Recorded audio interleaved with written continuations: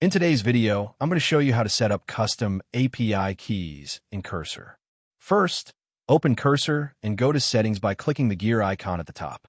Next, look for a section called API Keys, Models, or AI Providers, depending on your version. Here, you'll see the option to add your own API key.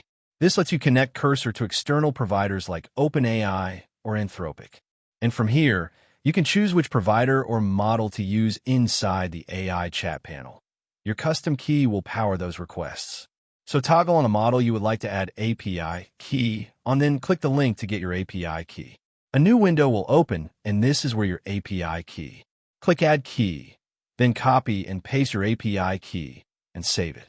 This is useful if you want more control over usage, billing, or access to specific models. And that's it. Thank you for watching this video. Please feel free to use the affiliate link in the description.